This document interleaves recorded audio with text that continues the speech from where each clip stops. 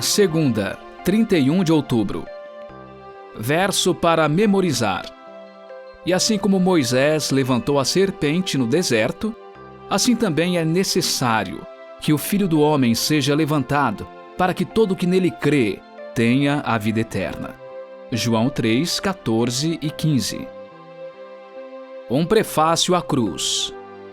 Ouça Mateus 16, 21 a 23. Desde esse tempo, Jesus começou a mostrar aos seus discípulos que era necessário que ele fosse para Jerusalém, sofresse muitas coisas nas mãos dos anciãos, dos principais sacerdotes e dos escribas, fosse morto e no terceiro dia ressuscitasse. Então Pedro, chamando-o à parte, começou a repreendê-lo, dizendo: Que Deus não permita, Senhor, isso de modo nenhum irá lhe acontecer. Mas Jesus, voltando-se, disse a Pedro: Saia da minha frente, Satanás. Você é para mim uma pedra de tropeço, porque não leva em consideração as coisas de Deus, e sim as dos homens. Mateus 17, 22 e 23. Quando eles estavam reunidos na Galiléia, Jesus lhes disse: O Filho do Homem está para ser entregue nas mãos dos homens, e estes o matarão, mas ao terceiro dia ressuscitará. Então os discípulos ficaram muito tristes. Marcos 9, 30 a 32.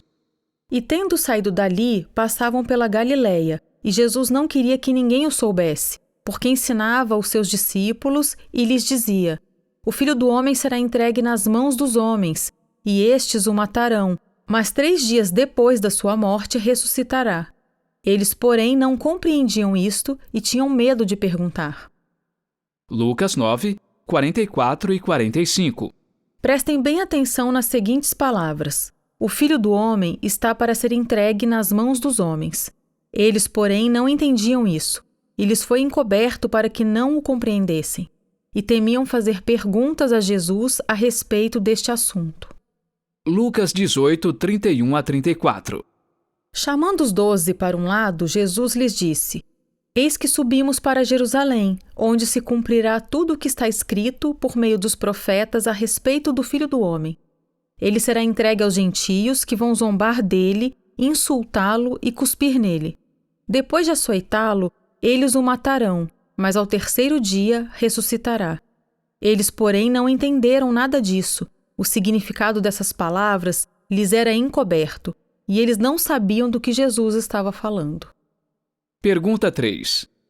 Quais foram as reações dos discípulos às predições de Jesus sobre seus sofrimentos e sua morte, e o que isso nos ensina quanto ao perigo de se interpretar erroneamente as Escrituras?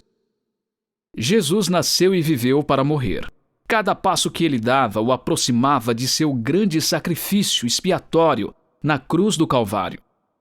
Plenamente consciente de sua missão, não permitiu que nada, nem ninguém, o distraísse dela. Na verdade, conforme lemos em Fundamento da Educação Cristã, escrito por Ellen White, abre aspas, toda a sua vida foi um prefácio de sua morte na cruz, fecha aspas. No último ano de seu ministério terrestre, Jesus falava de forma cada vez mais explícita a seus discípulos sobre sua morte iminente. Porém, eles pareciam incapazes de aceitar e relutantes quanto à realidade das declarações dele. Imbuídos de falsas noções sobre o papel do Messias, a última coisa que esperavam era que Jesus, especialmente como o Messias, morresse. Em suma, a falsa teologia deles os levou à dor e ao sofrimento desnecessários. Jesus já havia declarado a Nicodemos: assim como Moisés levantou a serpente no deserto, assim também é necessário que o Filho do Homem seja levantado, para que todo o que nele crê tenha a vida eterna. Em Cesareia de Filipe, Jesus disse a seus discípulos que era necessário que ele fosse para Jerusalém, sofresse muitas coisas nas mãos dos anciãos, dos principais sacerdotes e dos escribas, fosse morto e no terceiro dia ressuscitasse. Ao passar em segredo pela Galiléia e durante sua jornada final a Jerusalém, Jesus falou novamente a seus discípulos sobre sua morte e ressurreição. Visto que não era o que queriam escutar, eles não deram atenção. Para nós, é muito fácil fazer o mesmo. As pessoas, principalmente dentre o povo escolhido de Deus, tinham conceitos falsos sobre a primeira vinda do Messias. Quais são alguns conceitos falsos que existem em nossos dias com relação à segunda vinda de Jesus?